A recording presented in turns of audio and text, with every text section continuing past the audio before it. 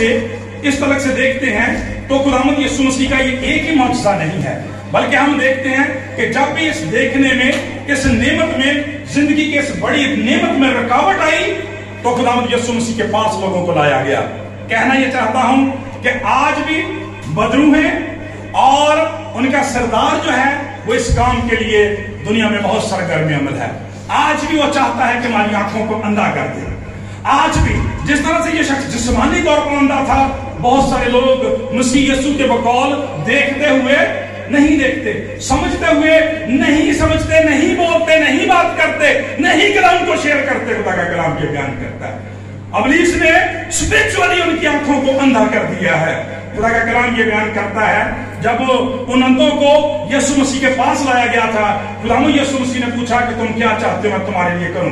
انہوں نے کہا یہ کہ ہم دیکھ سکیں۔ خداوند یسوع مسیح نے چھوا، کلام یہ بیان کرتا ہے پھر فرمایا کہ لو اور دیکھو کیسی رونق، کیسی تازگی، کیسی ریسٹوریشن، کیسی خوشی، کیسی بحالی ان کی زندگیوں میں آ گئی کہ وہ خدا کی ساری کائنات کو اور سب سے بڑھ کر مسیح کے چہرے کو، خدا کے زندہ پاک کلام کو دیکھنے کے لائق ہو گئے، وہ بولنے کے لائق ہو گئے، خداوند کی ستائش کرنے کے لائق ہو گئے۔ ہم ان پرستاروں کے لیے خدا کی شکر گزاری کرتے ہیں میرے عزیزو۔ ابلیس کبھی یہ نہیں چاہتا، کبھی نہیں چاہتا کہ اس کے لوگ خداوند کی پرستش کریں، اس لیے وہ ان کو روحانی طور پر اندھا رکھنا چاہتا ہے۔ اسی لیے ہم نے تو 1 ماہ پہلے سیکھا تھا زبور میں سے خدا کا بندہ کیا دعا کرتا ہے، اے خداوند میری آنکھیں کھول دے، اے خداوند میری آنکھیں کھول دے تاکہ میں تیری شریعت کے عجائب دیکھ سکوں، تیری قدرت کے عجائب دیکھ سکوں، تیرے بیٹے کے معجزات دیکھ سکوں۔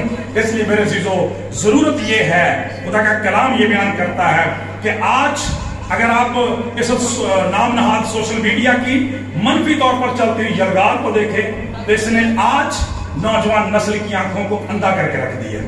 ان کے پاس کلام پڑھنے کا کوئی ٹائم نہیں ہے، بائبل پڑھنے کا کوئی ٹائم نہیں ہے، لیکن خدا کا کلام یہ بیان کرتا ہے میرے عزیزو، کلام یہ بیان کرتا ہے کہ یسوع مسیح جو ہے وہ آج بھی ہماری آنکھوں کو کھول دینے کی قدرت رکھتا ہے۔ ہم آج اس شخصیت کو رسول اعظم کے نام سے یاد کرتے ہیں۔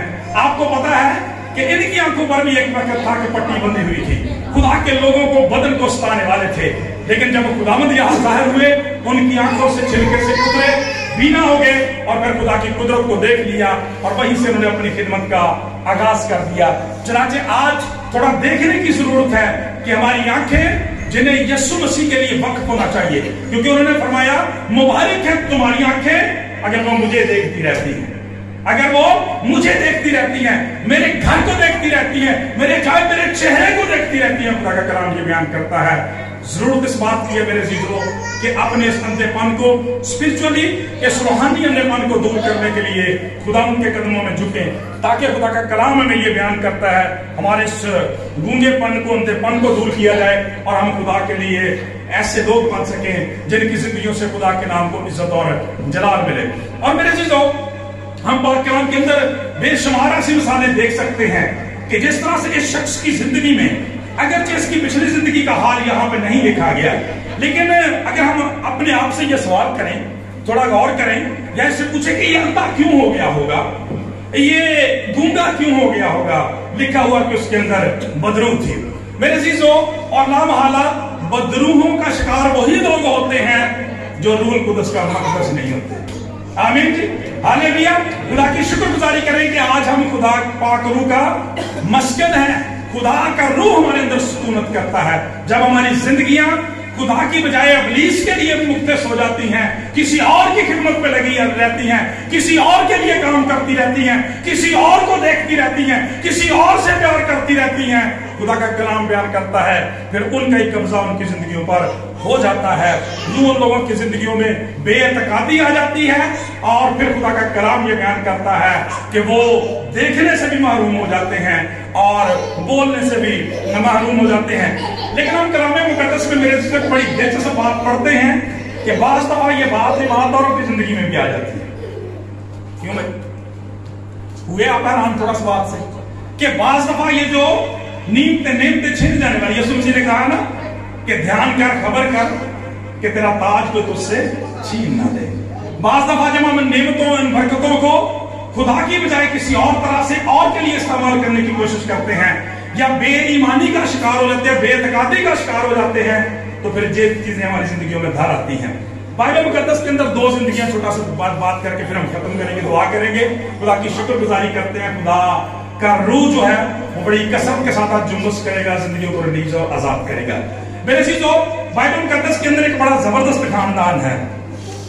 زکریا, الیشبا اور زکریا کا ذکر ہے.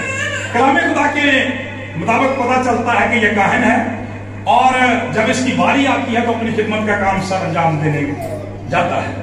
لیکن اس دفعہ عجیب ماملہ ہو گیا.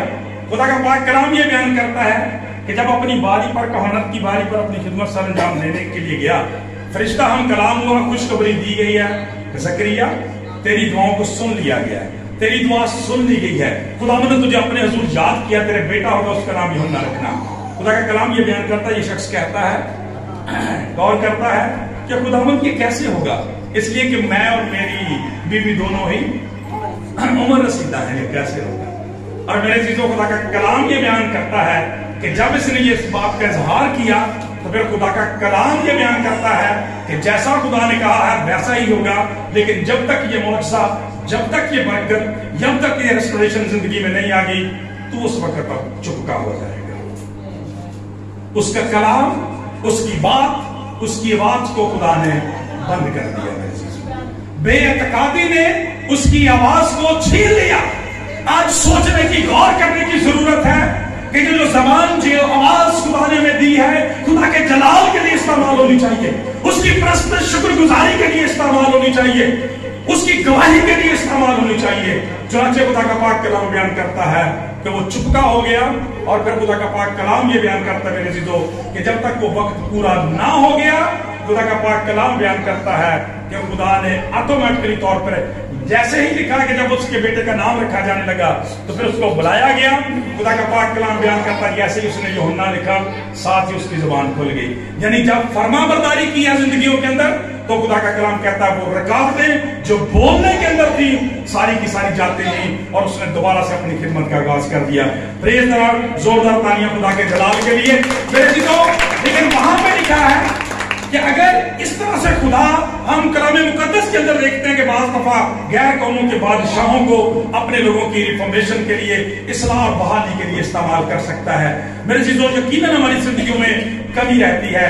اس کی نسبت ایک بڑا زبردست کردار بائبل مقدس کے اندر مقدسہ مریم کا ہے. خدا کا پاک کلام بیان کرتا ہے کہ جب اسے کلام سنایا جاتا ہے, اسے کہا جاتا ہے تیرے بیٹا ہوگا, اس کا نام یسوع رکھنا. تو میرے عزیزوں, خدا کا کلام بیان کرتا ہے بنتا تھا کیونکہ وہ نوجوان تھی, کماری تھی, تو خدا مجھ سے استفسار کر سکتی تھی. جب اس بات کا تسلی بخش جواب دیا گیا تو پھر انہوں نے اعلان عام کرتے ہوئے کہا میں خداوند کی بندی ہوں, میرے لیے تیرے کام کے موافق ہو. خدا کا کلام کہتا ہے پھر انہوں نے خداوند کے لیے گانا شروع کر دیا. بائبل مقدس کے اندر جب ہم مقدسہ مریم کا گیت پڑھتے ہیں کہ میری روح, میری جان خداوند کی بڑائی کرتی, میری روح میرے منجی خدا سے خوش, اس لیے کہ اس نے اپنی بندی کی پست حالی پر نظر کی ہے. دیکھ اب سے لے کر ہر زمانے کے لوگ مجھے مبارک کہیں گے. میرے چیزوں خدا کی شکر گزاری کرتے ہیں کہ وہ جو چھیننے کے لیے, چرانے کے لیے آتا ہے, خدا کا کلام یہ بیان کرتا ہے یسوع مسیح اس پر فاتح ہے. اس لیے کہ آج اس کی صلیب بھی خالی ہے, اس کی قبر بھی خالی ہے, یسوع مسیح زندہ ہے, اور روح القدس جو ہے آج بھی زندگیوں کے اندر کام کرتا ہے, آج بھی ریسٹور کرتا ہے, آج بھی بحال کرتا ہے. ضرورت اس بات کی ہے کہ جیسے شخص کو کہاں لے جایا گیا, آخری بات, آخری پوائنٹ, خدا کا کلام یہ بیان کرتا ہے یسوع مسیح کے پاس لے آئے شخص کو. خدا کا کلام کہتا ہے مسیح کے پاس لے آئے. اور بارہا شاگردوں کی زندگی میں ایسا ہوا کہ جب مسئلہ حل نہیں ہوا پھر اسے مسیح کے پاس لے آئے. 12 سال کی وہ عورت بلڈ کینسر کا شکار, خدا کا کلام بیان کرتا ہے طبیبوں کے سبب سے زیادہ تکلیف میں ہو گئی, اور ساری جمع پونجی خرچ کر چکی, مسیح کے پاس آئی, شفا پائی. اور آج بھی خدا کا کلام بیان کرتا تھا کہ مطلب بوجھ کے لوگوں میرے پاس اور میں تمہیں آرام دوں گا. خداوند کے پاس آئیں اور اپنی ساری زندگی کو ریسٹور کریں, روشن کریں, تاکہ خداوند کے نام کو عزت اور جلال ملے. زوردار تالیاں زندہ یہوہ خدا. آئیے جی خداوند کی ستائش اور شکر گزاری